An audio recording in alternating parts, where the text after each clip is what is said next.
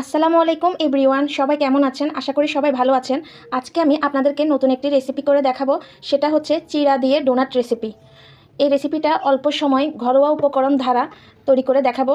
যদি আমার রেসিপিটা আপনাদের ভালো লাগে তাহলে আমার পেজে লাইক, কমেন্ট, শেয়ার, ফলো দিয়ে দিবেন। এখানে নিয়ে নিয়েছি একটা বাটি, দিয়ে দিব 2.5 কাপের মতো চিড়া।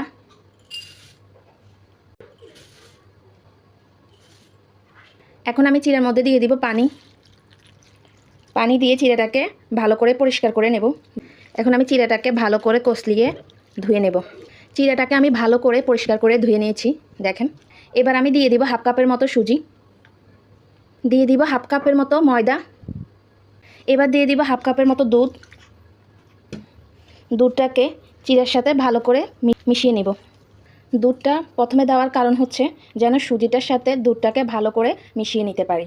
এখন আমি এক এক করে দিয়ে দিব পেঁয়াজ কুচি, দিয়ে দিব রসুন বাটা, দিয়ে দিব কাঁচামরিচ কুচি, ঝালটা সেটা আপনাদের পছন্দ অনুযায়ী দিবেন, দিয়ে দিব গোলমরিচের গুঁড়া, দিয়ে দিব জিরা ও ধনিয়ার গুঁড়া।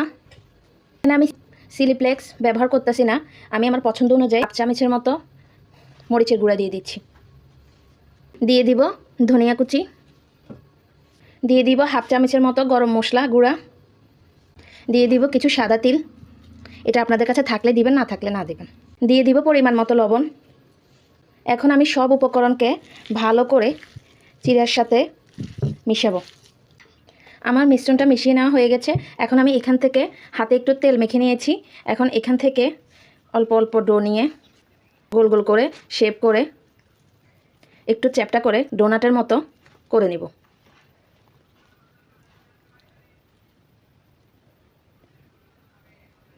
দেখেন, এক এক করে সবগুলো আমি ডোনাটের শেপ করে তৈরি করে ফেলেছি। এখন এগুলাকে আমি তেলে ভেজে নেব।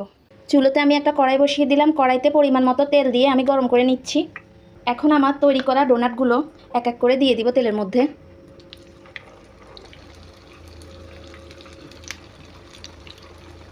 এক এক করে সবগুলো ডোনাট আমি দিয়ে দিয়েছি। এখন এগুলাকে একটু লাল লাল করে ভেজে নেব। সবগুলোকে আমি এভাবে উল্টে দিয়েছি। ডোনাটগুলো অলরেডি হয়ে গেছে। এখন আমি এগুলাকে ছাঁকুনির সাহায্যে ছেঁকে নেব। এখন আমি এগুলাকে ছেঁকে নিচ্ছি। দেখেছেন কতটা সুন্দর হয়েছে। অবশেষে হয়ে গেল চিড়া দিয়ে ডোনাট রেসিপি। এটি কতটা মচমচে হয়েছে আপনারা দেখেন। বাইরেটা কতটা মচমচে আর ভেতরেটা কতটা সফট। আপনারাও একবার এই রেসিপিটা ট্রাই করে দেখবেন, আপনাদের থেকেও অনেক ভালো লাগবে। বাইরেটা যতটা মচমচে ভেতরেটা অনেক মজার। এভাবে একবার আপনারা তৈরি করে দেখবেন। আজকের জন্য আল্লাহ হাফেজ। আরেকটি নতুন রেসিপি নিয়ে আবারও হাজির হব।